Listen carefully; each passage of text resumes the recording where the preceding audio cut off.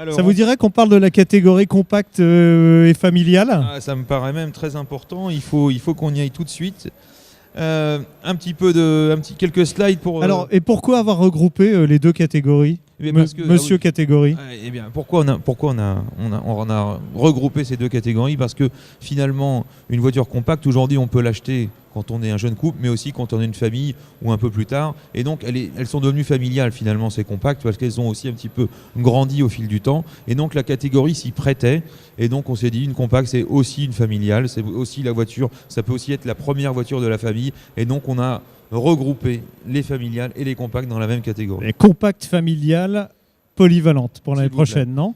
C'est-à-dire que les compacts et familiales sont par définition polyvalentes, mon cher Jean-Luc. Bien. Bon, ça n'a pas dû être facile d'arriver à faire une shortlist quand même, parce que c'est pareil, en la matière, il y a eu beaucoup de nouveautés cette année, et en particulier les poids lourds. Ça n'a pas été difficile, ça a été très difficile, parce que beaucoup d'acteurs, beaucoup de modèles très bien construits, et donc une bagarre au sommet pour cette catégorie. On va regarder les nominés. Allons-y. La Seat Leon, pour commencer. La Skoda Octavia. L'Infiniti Q50. Le Kia Carens. La Peugeot 308.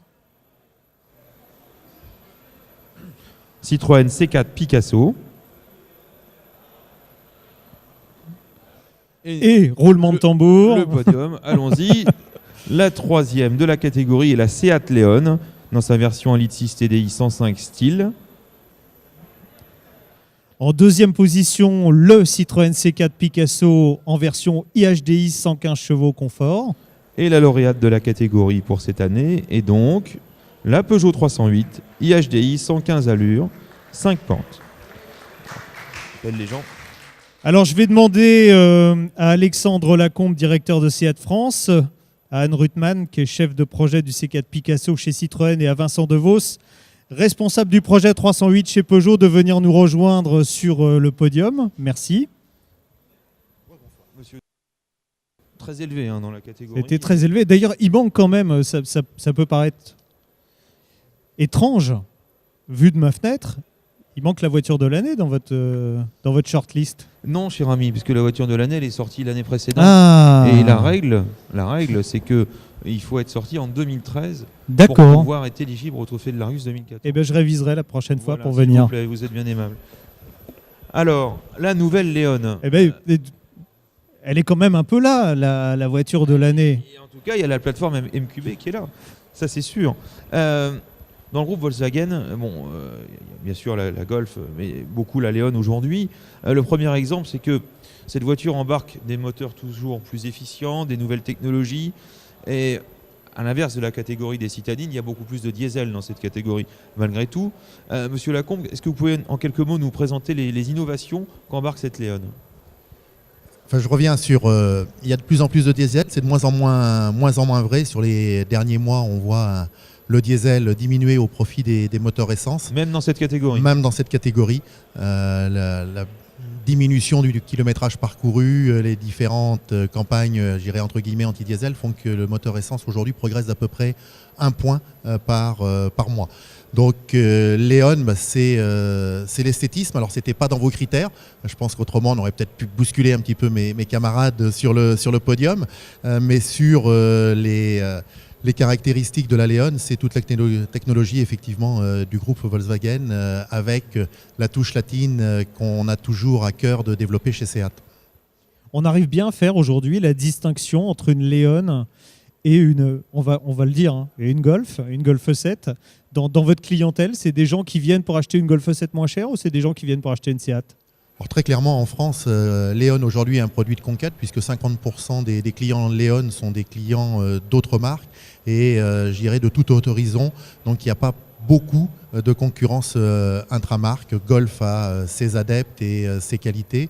Et c'est ensuite, si on veut être sur le style, sur le dynamisme, c'est clairement sur la Léon et Seat qu'on se tourne. Quel est le taux de fidélité sur la Léon justement?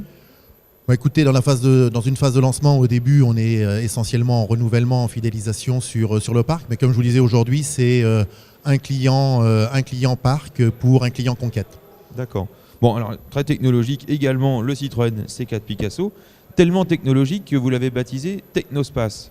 Alors, dites-nous quelques mots. Pourquoi Technospace ?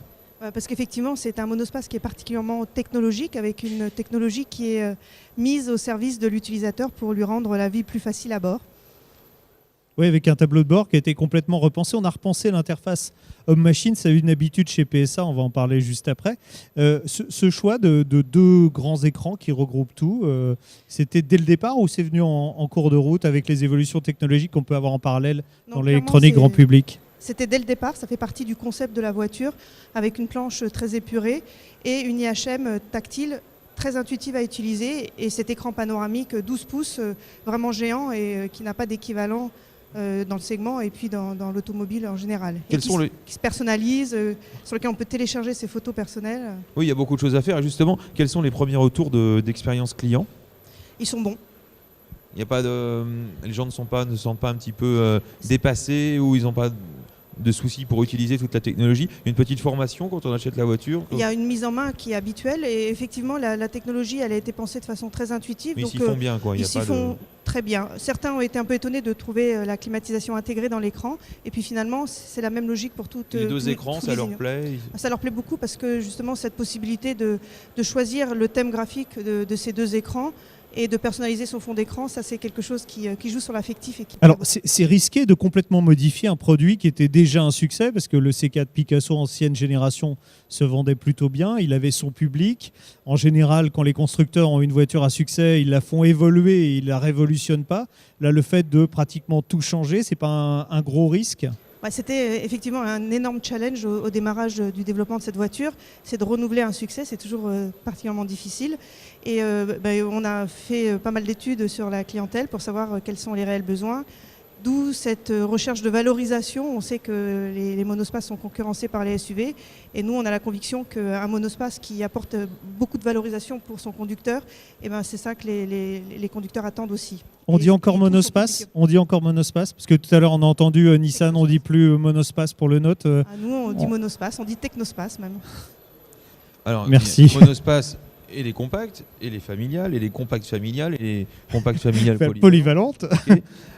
En tête de cette catégorie, la 308, qui est un vrai nouveau modèle également. Sous son capot, le très connu, je dirais maintenant, moteur un litre 6 HDI 115 chevaux. Et de votre côté, alors là aussi c'est une vraie nouvelle voiture. Comment se comportent les anciens clients 308 et les clients de Conquête ? Est-ce qu'ils sont surpris ? Qu'est-ce qu'ils vous disent de cette voiture ? Mais tout d'abord, on a des clients effectivement très fidèles qui sont venus très facilement à la nouvelle 308, puisqu'ils ont trouvé toutes les qualités d'une Peugeot, à savoir la tenue de route, le confort de suspension, mais de manière beaucoup plus moderne, beaucoup plus légère dans la nouvelle 308, puisque nous avons fait une voiture très légère. Donc ils ont vu tout de suite les bienfaits de cette nouvelle génération de voitures, de la nouvelle plateforme sur laquelle on a conçu la voiture. Et puis surtout, on voit le pouvoir, la capacité d'attraction de cette voiture envers les autres clientèles, des clients qui sont dans des marques allemandes, des marques premium. On a beaucoup de clients de marques premium qui viennent voir la voiture et qui sont assez étonnés. Alors, cette voiture était un vrai plébiscite au niveau du vote. Je crois qu'elle arrive en tête avec 20 points d'avance, c'est bien ça. 20 points d'avance, ça veut dire qu'il y a une rupture complète avec le modèle précédent. Est-ce que c'était pas risqué de reprendre le même nom justement quand on a un produit de rupture ? Paradoxalement non, puisque justement elle a le même nom, mais ça se voit tout de suite que ce n'est plus du tout la même voiture. En dessous et au-dessus, tout est différent, il n'y a aucune pièce de commune avec l'ancienne voiture, et le fait de garder le même nom n'est justement pas un problème, pas de risque de confondre avec l'ancienne. Et puis cela se place dans la stratégie de la marque de maintenant figer les noms de nos voitures à 8. Donc 208, 308, 3008, 508, etc. Alors 8, c'est un chiffre porte-bonheur dans les pays asiatiques, c'est ça ? Et en plus, 8, c'est un chiffre porte-bonheur dans les pays asiatiques. Alors on a quand même des voitures avec un 1 pour certains pays où on vend la 301 par exemple, mais en Europe occidentale et en Chine, la plupart des voitures se terminent avec un 8. Merci beaucoup. Notre présidente, elle est là, s'il vous plaît, pour la remise officielle du trophée.